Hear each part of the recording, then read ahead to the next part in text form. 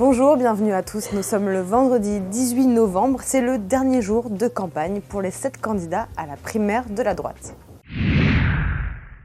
Après un troisième débat hier soir, finalement assez convenu et assez décousu sur la forme, le trio de tête se confirme. Alain Juppé, Nicolas Sarkozy et François Fillon. Mais la dynamique est très clairement du côté de François Fillon, ce qui agace ses adversaires. Je dis que son programme n'est pas crédible et que cette allure qu'il se donne du pourfendeur, enfin de l'homme de la rupture, ne correspond pas à la réalité. Les candidats à la primaire de la droite ont parlé de lui hier soir. Lui, c'est Emmanuel Macron, officiellement dans la course pour la présidentielle, pour une candidature irrévocable. Et pour ne pas traîner le bilan du gouvernement comme un boulet jusqu'en mai prochain, il minimise son rôle de conseiller auprès de François Hollande. J'ai parfois fait de bons conseils, sans doute de mauvais. J'ai certaines fois été suivi, d'autres non. Mais quand on conseille au fond, premier homme de notre pays, on garde cela pour soi.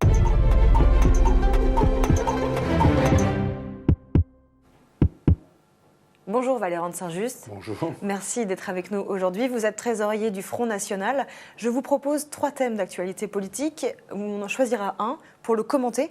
Alors d'abord, le ton un petit peu tendu hier soir sur le débat de la primaire de la droite entre les journalistes et les candidats. Ensuite, un sujet qui vous concerne particulièrement au Front National, le retour de Bruno Gollnisch dans le comité stratégique de Marine Le Pen.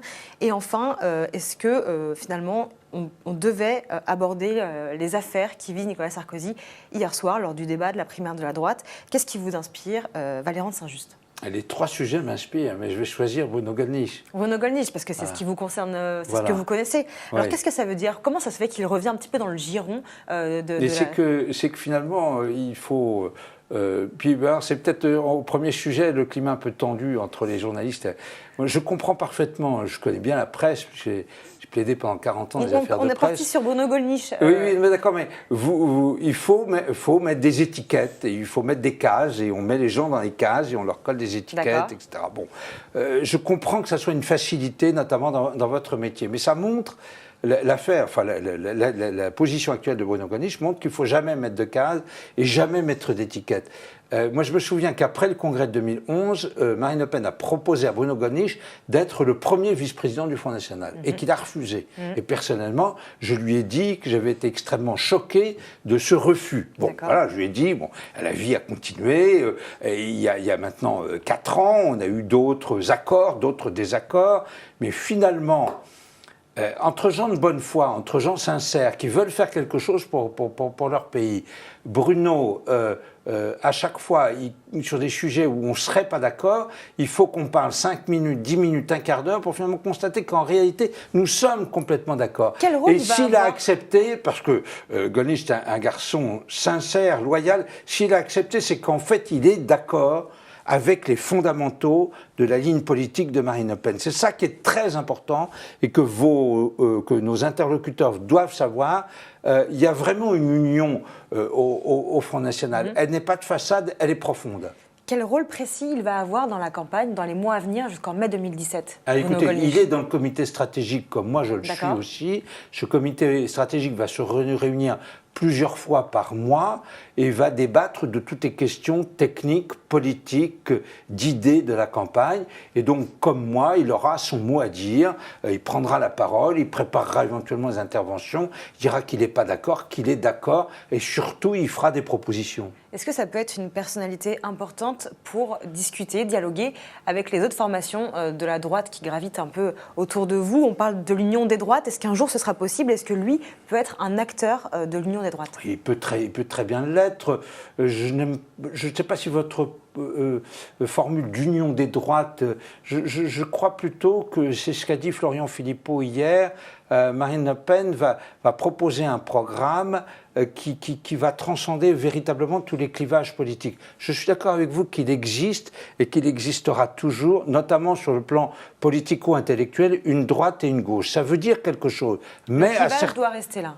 Il existe de toute façon, mais il peut arriver, il arrive des moments, nous les connaissons en France et dans d'autres pays, des moments de l'histoire où un responsable politique arrive à transcender ce clivage, arrive à réunir largement sur son nom, à passer tous ces clivages politiques. Et je pense, et nous pensons que c'est ce que va faire Marine Le Pen, parce que son programme, c'est pas parce que c'est Marine Le Pen, c'est vrai. Parce que c'est à la mode aussi, tout le monde le dit. Oui, ni droite, ni gauche, on est au-dessus. Mais il faut voir le résultat. Marine Le Pen, son charisme, son programme, est tout à fait transversal. C'est quelquefois ce qu'on nous reproche, même chez nos amis. Ah mais oui, mais vous avez des propositions ou trop libérales ou trop antilibérales, et puis qui ont été prises à la gauche, etc.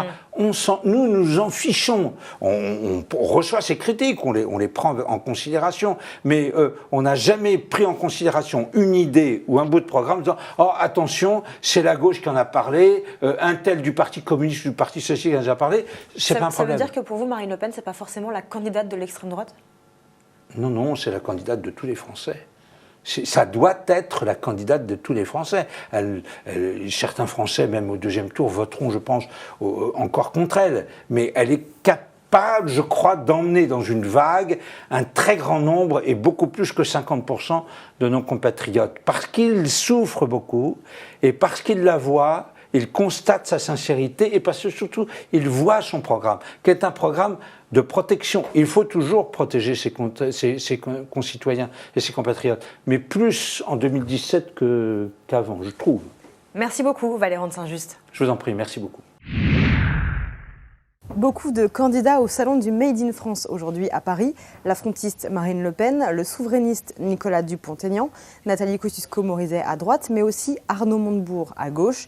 Dernier meeting aussi pour la campagne de la primaire de la droite. Nicolas Sarkozy est à Nîmes, François Fillon est à Paris au Palais des Congrès, Alain Juppé est à Lille ce soir, Jean-Frédéric Poisson à Marseille, comme Emmanuel Macron hier qui poursuit son déplacement dans les Bouches-du-Rhône. Benoît Hamon organise, lui, un meet-up sur le 49.3 citoyen à Paris au point éphémère. À 3 jours du premier tour, certains candidats, comme François Fillon ou Alain Juppé, alertent déjà sur les risques de fraude, un très mauvais signal qui confirme que les résultats pourraient être très serrés dimanche. François Fillon a des très mauvais souvenirs de 2012, de la guerre des chefs à l'UMP. On l'écoute et moi je vous donne rendez-vous dimanche soir. Merci. Ce serait un désastre, un naufrage pour la droite française. Nous sommes sur le point de reprendre le pouvoir dans le pays et de gouverner la France. S'il y avait la moindre fraude à la primaire, cela nous disqualifierait. J'ai vu vos équipes.